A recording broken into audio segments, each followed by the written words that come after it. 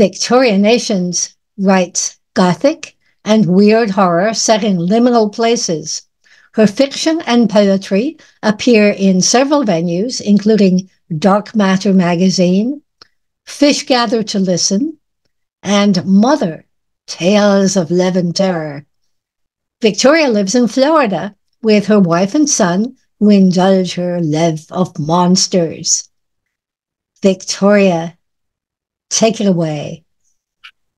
Hello, everyone. I'm going to be reading a short story today that is from A Quaint and Curious volume of Gothic Tales. It's an anthology on modern Gothic horror. And so there's the Gothic tropes, but it's kind of set in newer settings.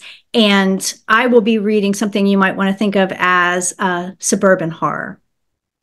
The title is Scabrous. The shed stood at the back of the yard and stared at the house. It was built by the first owner, the one who cleared all but the copse of trees that hemmed it in. Their branches hung low, dribbling Spanish moss across its face like messy hair falling into filmy window eyes. The aluminum roof bowed from where a branch had fell, giving it hunched shoulders above its cataract glare. Whether shame or furtiveness made it duck its head, when the sun crossed its face and its smeared windows seemed to light with different emotions, fear was not among them. A new family toured the house, and the shed thrummed with each of their steps, shaking awake until it was giddy with anticipation. The first owner had toured the place with the same dazed joy. He'd marveled at the deep yard, large enough to build a workshop set far from the house.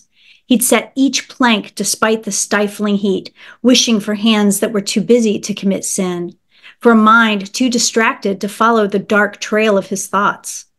First 2 walls, then 3, but when he finally closed himself in, gruesome appetites rose in his throat and choked him. The family stood on the back lanai getting closer. The parents asked the realtor for details on lawn care, while the daughter stood at the edge, her eyes on the shed. She had been dubious of this move, holding her emotions back from her parents. But seeing the dark wooden building tucked under the trees like a witch's cottage broke her mask, and excitement seeped out. The family locked eyes, close to a decision. Hazy sunlight filled the inside of the shed, empty and still for many years, coating everything in a butter yellow glow. The workbench even looked clean in that light. The splotched concrete floor showed dust tracks of roaches and mice, and there was remnants of a snakeskin coiled in the corner.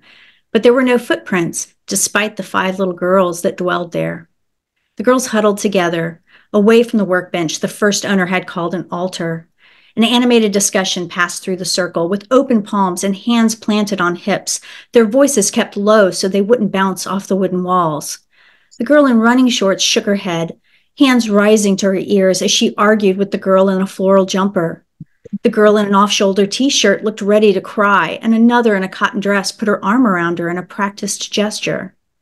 The girl in threadbare shorts and a sleeveless top watched the back and forth without speaking, looking between the windows and the debate of adding another to their playgroup. The first owner had sanctified the shed. Scabrous lichen covered the outside, curled and thick at the edges like his crusted skin where they'd scratched him and bit him. The splotched concrete hid a tooth he'd pried out with needle-nose pliers. Mildew crawled up the window frames in the same tracks as his blood when he'd sliced his fingers and painted the walls. Rot was taking it from inside and out, just as the grisly memories overtook him. When the police had finally come, they were both tumbling down. But the first owner was gone, and the shed built with his body and blood still stood, a squat toad brooding in the backyard. The daughter stepped off the lanai and walked towards the shed. People moved behind the grimy windows, flashes of bright clothes like little girls would wear. They turned and saw her walking toward them, and she was sure of it. Pale faces with dark eyes, topped with tousled hair and maybe a colorful scrunchie. She raised her hand as if to wave and walked faster to the neighborhood girls, the girls she might play with if they bought the house, girls who might be her future friends. Their heads ducked as a long, breathy sigh blew by. The breeze keened in the branches overhead. The girls had heard that sigh before, though it had been a long time. The sound started like grasses rustling, tentative and breathless, as if someone was holding their excitement in and had let it free, the release nearly a groan. One had heard it at the edge of a field behind the house, another from a hedge on the next street over. It had become panting after the man had grabbed them, faster, more guttural as he squeezed them until they couldn't catch their own breath. Voices grew closer in the backyard. The shed shifted, setting its footing, its roof crunching as it arched and squatted deeper as if ready to leap. The floral dress girl held up her hands, gesturing at the creaking walls. Pops and groans told around them, sounds like bones clacking together and sinews stretched until they twanged.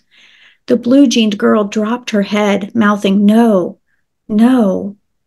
The girl startled as air sucked in through the cracked frame, a fetid breeze swirling dust off the floor and lifting their hair not at all. 4 sets of eyes stared at the swelling ceiling. The last set stared at the door, willing it to stay closed, willing this family to leave. The shed settled itself, a sharp maw, ready to spring shut and swallow. The realtor opened the door to the empty shed, and the parents exclaimed at the storage space, "Tools, the lawnmower, their old bins of toys would all fit in here. It just needed some cleaning." The daughter looked around for the girls and bright colors that she'd seen moving behind the windows. But everything was grim shades of gray and brown, so dark it was nearly black. So I have a sister story to this that explores the girls a little bit more, and that's what I'll be giving away. I will be giving away a copy of this story, and then the sister story is named Tony, and it's about one of the little girls. And this is a shed that was in the yard that I grew up in, but it wasn't nearly as creepy.